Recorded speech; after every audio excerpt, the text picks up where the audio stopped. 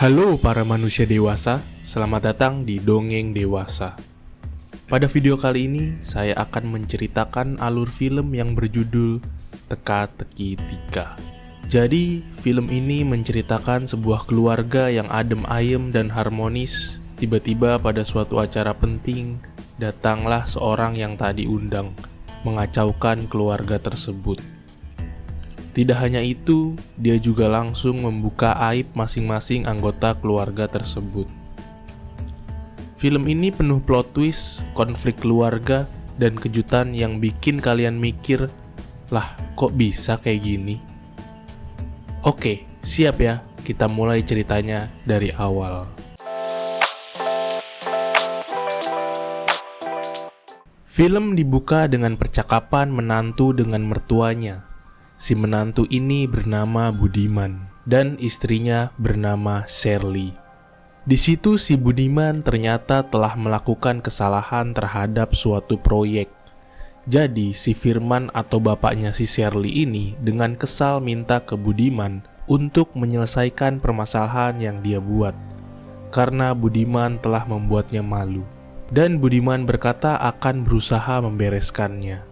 Setelah itu, scene pindah ke Arnold bersama istrinya yang sedang hamil, yaitu Laura. Nah, di sini ternyata mereka baru nyampe ke rumah orang tuanya, yaitu rumah si Budiman. Di situ juga ada Andre, sebagai anak kedua Budiman yang datang bersama pacar barunya bernama Jane. Nah, di sini si Jane tuh karakternya agak gimana-gimana gitu. Agak miring lah sikapnya. Mereka semua pada kumpul bertujuan untuk merayakan hari anniversary-nya Budiman dan Shirley. Di sini kita mulai paham kalau Budiman berhasil dapetin tender proyek pembangunan kantor bupati. Setelah kabar itu, mereka bersulang bareng. Andre semangat banget ngucapin kata-kata syukur, tapi ekspresi Arnold beda. Wajahnya kayak menyindir, datar, dan cuek. Andre jelas nggak terima. Memang dari dulu hubungan mereka berdua nggak pernah akur. Arnold tipe yang serius dan tenang, sedangkan Andre lebih suka hidup bebas, hura-hura, dan mabuk-mabukan. Keduanya sering banget bersaing buat jadi yang paling diperhatiin orang tuanya. Setelah itu, tiba-tiba ada tamu tak diundang datang nyariin Shirley. Waktu Shirley ngecek, ternyata yang datang itu seorang perempuan bernama Tika. Tika langsung bilang kalau dia adalah anak dari Pak Budiman. Tanpa banyak ekspresi, Shirley nyuruh Arga, si penjaga rumah, buat ngusir Tika. Tapi sebelum Tika sempat pergi, dia bilang kalau Budiman pernah selingkuh. Shirley yang dengar itu kaget. Sampai akhirnya dia terpaksa ngajak Tika masuk buat denger cerita selengkapnya. Saat itu, sikap Tika kelihatan canggung, kayak orang yang baru pertama kali nginjek rumah orang kaya. Tika lalu memperkenalkan dirinya sekali lagi dan dengan tenang ngaku kalau dia adalah anak dari Pak Budiman. Setelah itu dia langsung menyampaikan maksud kedatangannya. Dia minta pertanggungjawaban dari Budiman sebesar 100 juta rupiah. Katanya kalau permintaan itu dipenuhi, dia bakal pergi dan gak akan nyebarin cerita perselingkuhan Budiman ke publik.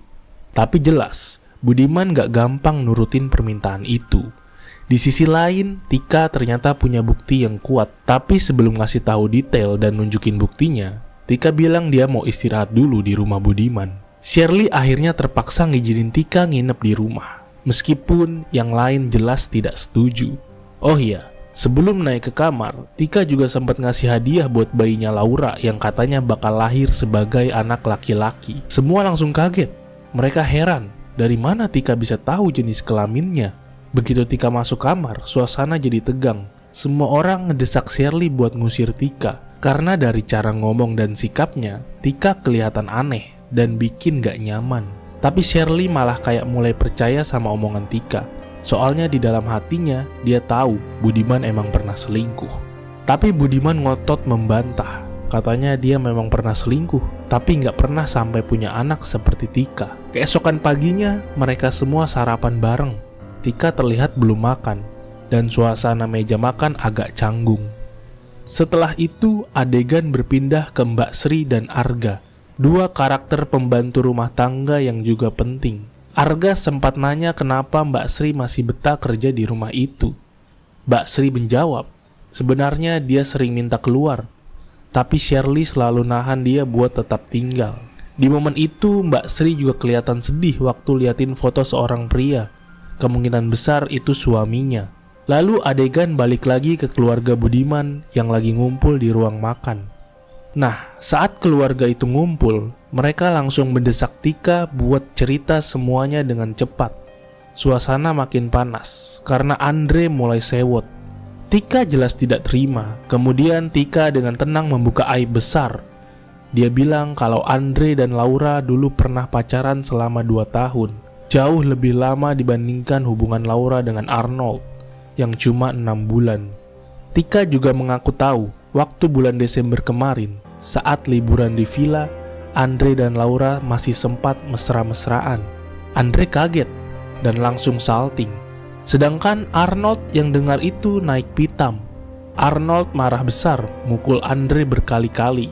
Sampai akhirnya Arga buru-buru datang buat melerai mereka. Setelah situasi agak tenang, Andre akhirnya ngaku. Dia bilang kejadian di villa itu beneran terjadi. Tapi semua karena dia lagi mabuk berat.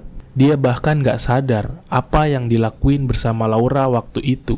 Suasana jadi makin tegang. Gak lama kemudian, Budiman dapat telepon dari Vanda, rekan bisnisnya di bank. Dari situ terungkap kalau Budiman ternyata punya utang besar. Dan kalau gak segera dilunasi, rumah yang mereka tempatin bakal disita. Jadi satu-satunya harapan keluarga itu cuma proyek pembangunan kantor bupati. Di tengah kekacauan itu, Tika masih ada di rumah dan makin bikin situasi nggak stabil. Tiba-tiba datang petugas polisi masuk ke rumah Budiman. Mereka datang untuk menangkap Tika. Waktu polisi datang, Tika bukannya panik, dia malah santai dan bilang, "Oke, tangkap aja aku." Tapi dia juga sempat ngomong sesuatu yang bikin Budiman langsung berubah sikap. Begitu dengar kata Ambarawa, Budiman langsung panik dan buru-buru minta polisi membatalkan penangkapannya. Tika pun dibawa masuk ke dalam rumah. Setelah itu, Tika mulai buka suara dan menceritakan masa lalu Budiman secara detail. 20 tahun yang lalu, Budiman pernah bertemu dengan seorang pejabat daerah untuk dapat proyek besar. Tapi pertemuan itu nggak bersih. Budiman ngasih sejumlah uang ke pejabat itu sebagai sogokan supaya proyeknya disetujui. Malam itu, Budiman juga ditemani oleh asisten pejabat tersebut, seorang perempuan bernama Wardani.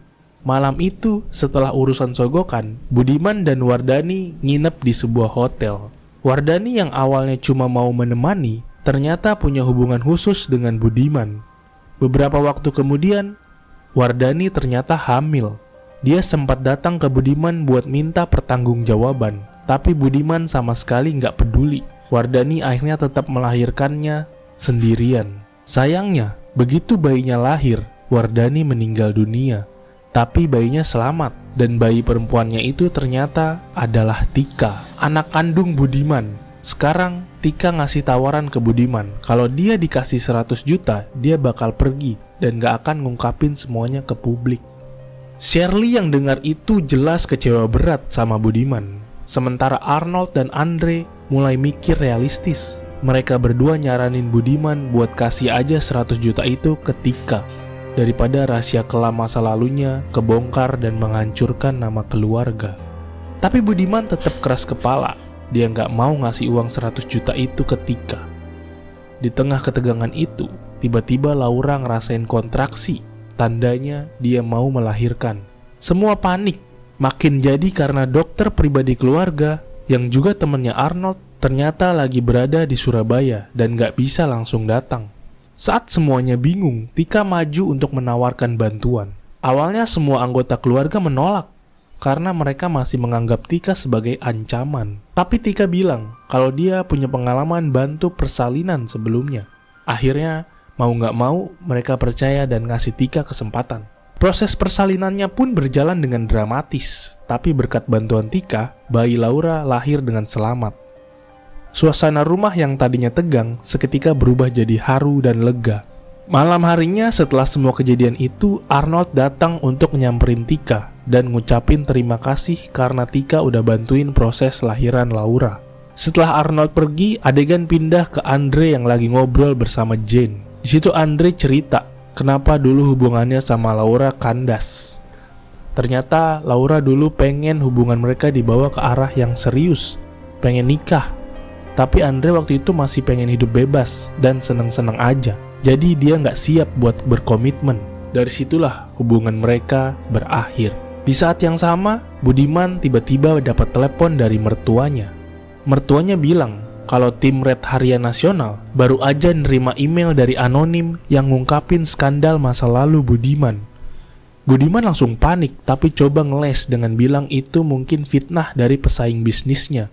Dalam hatinya, Budiman sadar kalau semua ini pasti ulahnya si Tika. Merasa terancam, dia pun nyuruh Arga buat melakukan sesuatu terhadap Tika. Adegan lalu berpindah ke Arnold dan Andre. Dua kakak beradik itu lagi ngobrol berdua. Di situ Arnold bilang kalau sebenarnya dia mulai percaya sama ceritanya Tika. Soalnya dia ingat banget waktu 20 tahun yang lalu Budiman pulang dari luar kota dengan wajah yang gelisah dan kelihatan gak tenang. Persis sama kayak waktu yang Tika ceritain. Jadi buat si Arnold, kemungkinan besar cerita Tika itu emang benar. Sementara itu adegan balik lagi ke Budiman dan Shirley. Shirley yang dari awal udah kelihatan kecewa dan capek sama semua masalah ini, akhirnya bilang ke Budiman untuk bayar aja 100 juta itu ke Tika, biar semuanya kelar dan dia tutup mulut. Shirley cuma pingin masalah ini cepat selesai sebelum semuanya makin runyam. Tapi Budiman tetap keras kepala, dia nggak mau ngasih uang 100 juta itu ke Tika.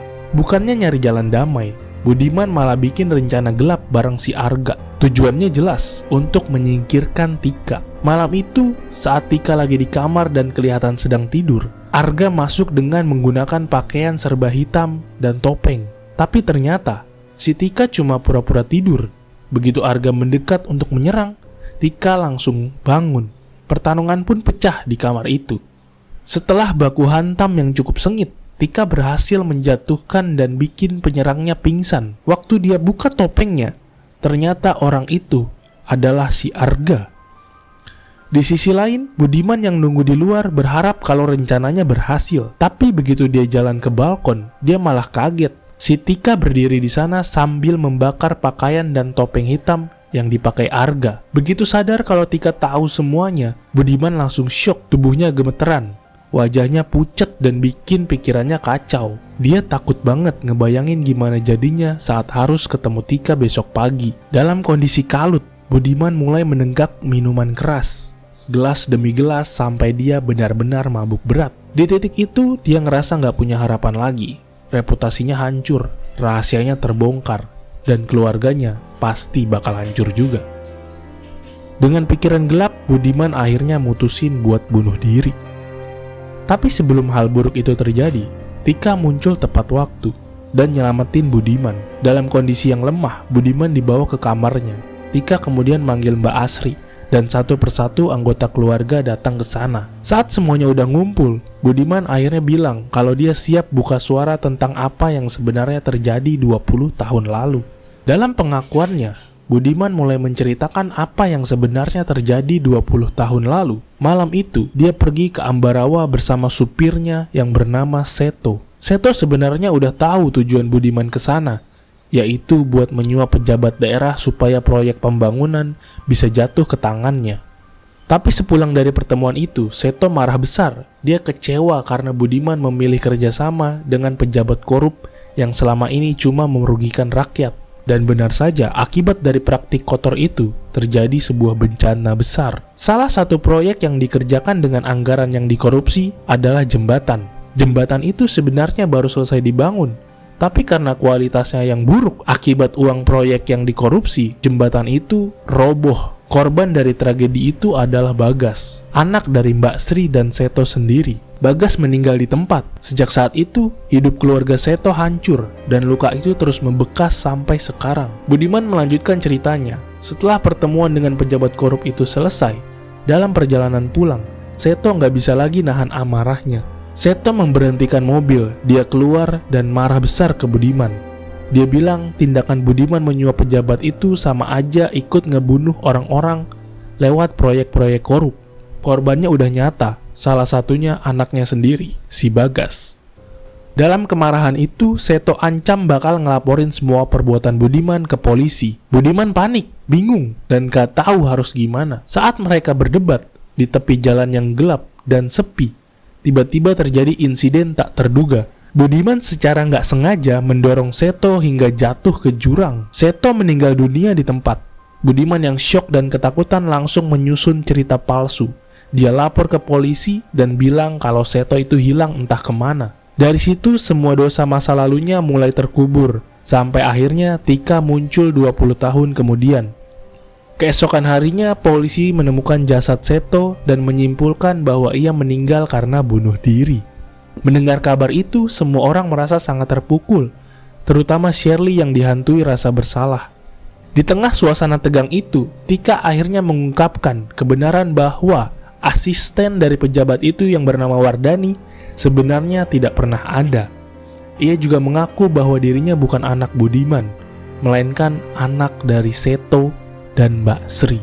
Yang berarti Tika ini adalah kakak kandung dari Bagas. Semua orang terkejut mendengar pengakuan itu. Setelah kebenaran terungkap, Budiman memutuskan untuk menyerahkan diri ke polisi atas keterlibatannya dalam kematian Seto. Sementara Shirley memberikan uang 100 juta miliknya kepada Tika sebagai bentuk tanggung jawab. Saat rombongan Arnold dan Andre bersiap untuk pulang, mereka sempat bermain-main sebentar bersama bayinya Arnold. Dengan suasana santai, si Jen tiba-tiba berkomentar bahwa wajah si bayi justru lebih mirip ke Andre. Andre pun langsung terdiam dan terlihat kaget. Tika juga sempat saling bertatapan dengan Andre, seolah ada rahasia besar di antara mereka. Ternyata, di masa lalu Andre dan Laura tidak hanya dekat secara emosional, tapi juga pernah berhubungan badan. Hal ini menjadi plot twist besar karena Tika dan Mbak Sri sebenarnya sudah tahu tentang kejadian itu, tapi memilih untuk diam. Sementara itu, Shirley menemukan sebuah amplop di kamar Tika.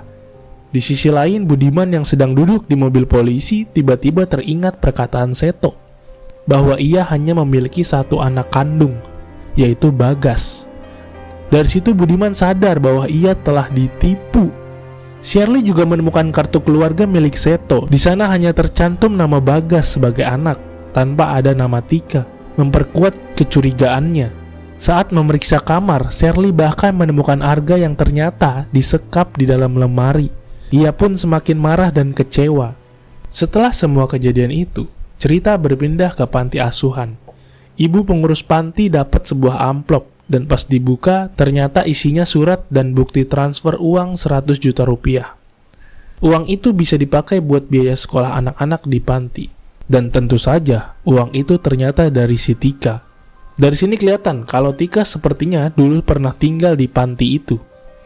Lalu ceritanya mundur sedikit ke momen Tika ngobrol sama Mbak Sri. Tika sebenarnya mau memberikan uang 100 juta itu untuk Mbak Sri, tapi Mbak Sri menolak. Akhirnya Tika mutusin buat ngasih uang itu ke panti asuhan aja. Setelah itu Tika datang ke sebuah tempat kayak markas. Di sana dia ketemu atasannya yang diperankan oleh Dian Sastrowardoyo. Tika bilang kalau misinya udah selesai. Dia juga cerita kalau ada anggota DPR yang bebas padahal udah meng-KDRT istrinya. Dan dia minta izin buat menangani kasus itu. Atasannya mengizinkan. Dan sekalian ngasih info ada tugas baru buat menjaga acara konversi pers antara Menteri Luar Negeri dan Indonesia di hotel. Pas hari H acara, bener aja ada orang yang coba buat nyuri paket penting, tapi Tika berhasil menghentikannya dan mengamankan paket itu.